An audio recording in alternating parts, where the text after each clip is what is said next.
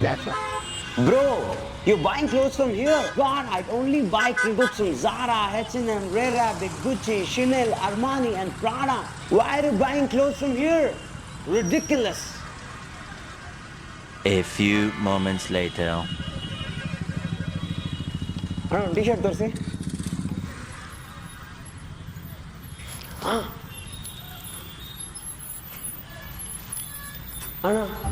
T-shirt ಕೊಟ್ಬಿಡಿ. Have you ever noticed how some of your friends get super excited when they see a foreign brand? Whether it's a fancy Louis Vuitton bag or a shiny BMW. There's just something about brands from other countries that makes many of us really excited. Now, I'm not judging anyone. I never really understand why people like foreign brands. They often seem to be about quality, status, or living a dream life. But how does just wearing a foreign brand give you all these? Okay, let's start by understanding why many Indians love foreign brands in the first place. For a long time, people thought imported goods were better and more stylish. It wasn't just about the product, it was also about the cool lifestyle they showed. Owning a foreign brand was a way to show you were successful and a part of the global elite. This perception wasn't totally wrong. After India became independent, many local brands were still growing, and foreign products were often seen as better and more dependable. So it's no surprise that many Indians liked international brands because they seemed more prestigious and high quality. This was even discussed by Nikhil Kamath in the WTF podcast. So many large brands in India, from Louis Philippe to Peter England, we put foreign models on a brand that has nothing to do with anything outside of India.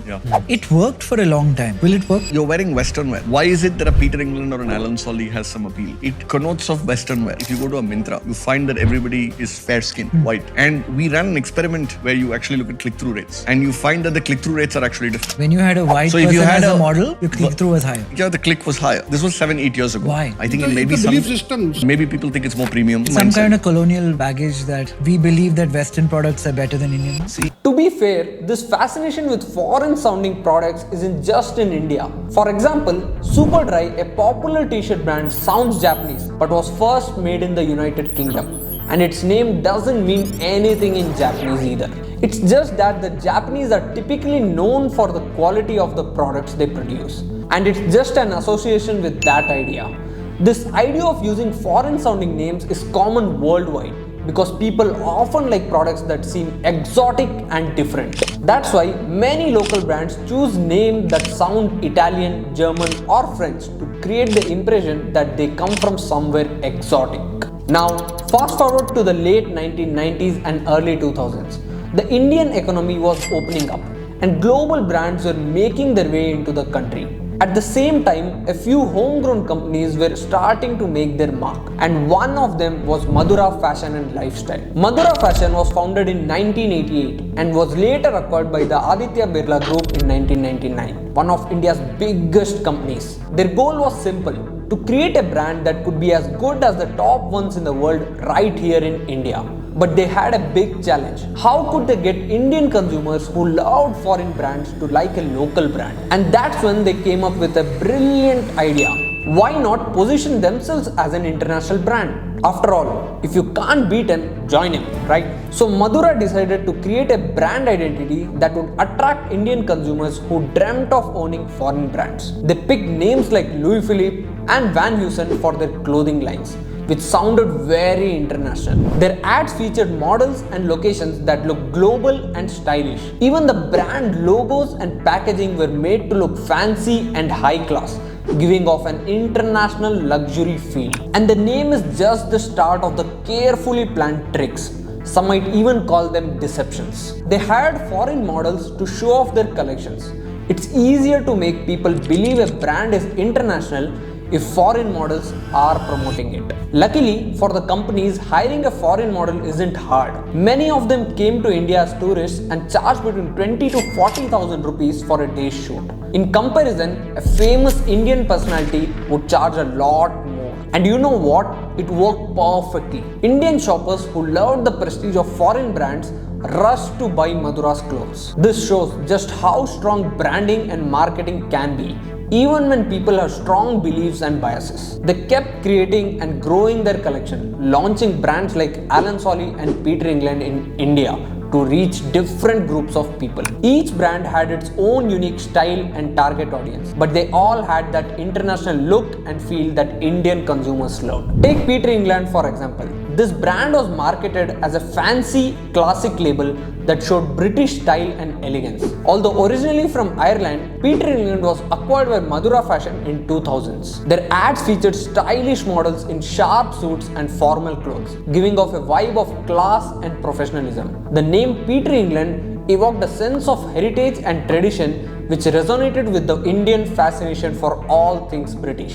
Van Heusen, on the other hand, had a slightly different approach. This brand was seen as a high-end international label for fashion-forward urban professionals. It was founded in the USA in 1881 and was sold to Madura Fashion in 2013. And let's not forget about Alan Solly, one of Madura's most popular brands. This brand was designed to be young and trendy, capturing the feel of city life. Their ads use bright colors, fun slogans, and cool images that appeal to young people. Interestingly, Madura Fashion acquired this brand for just 90 rupees. Do you see a pattern here? Each brand started outside India and was struggling financially. These brands were acquired mainly for their history and names, to make Indian consumers feel like they were buying products from foreign brands. It's like me establishing a company in the US while serving Indian customers and calling myself as a US based brand. All these brands like Louis Vuitton and Alan Solly were made and sold right here in India. Other Indian brands noticed this and started to do the same, creating their own names and ads that sounded international. But Madura was already a leader in this, and their brands kept doing really well. Now you might be wondering,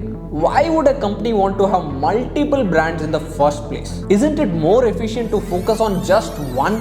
Well, the answer lies in the mixed and complex nature of consumer behavior and the ever-changing dynamics of the market. Let me give you a perfect example. Have you heard of Vivo, Oppo, Realme or OnePlus? You or someone you know probably has one of these phones. Well, guess what? They are all owned by the same Chinese company BBK Electronics. Crazy, right? But why do these companies need so many brands? Well, it's all about positioning. Take Realme for instance. This brand targets the younger, more budget conscious audience who crave value for their money. On the other hand, OnePlus caters to the premium crowd, offering top-of-the-line features and a sleek high-end experience. Meanwhile, Vivo and Oppo operate in the lower to mid-range cost segment, typically priced between 10,000 to 25,000 rupees. By having this diverse portfolio of brands, BBK can employ a variety of marketing techniques without diluting the positioning of any particular brand. Think about it.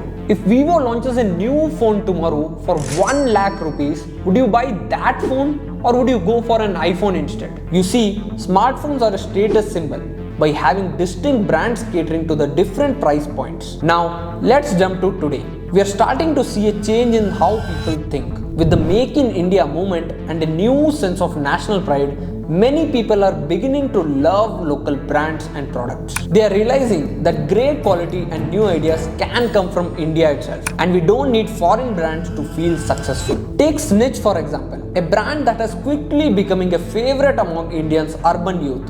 Snitch started with a love for streetwear and wanted to create something special. They mixed global fashion trends with Indian styles, making cool and affordable clothes. But Snitch isn't the only Indian brand getting popular. There's also Urban Monkey, Jelly, Blue Orange and many more. Madura Fashion is also keeping up with these changes. They are now focusing on their Indian roots and showing that their products are made right here in India. They're connecting with the new sense of pride and love for India that many people have, while still making sure their products are stylish and high quality. Take Madura's Sabyasachi brand for example.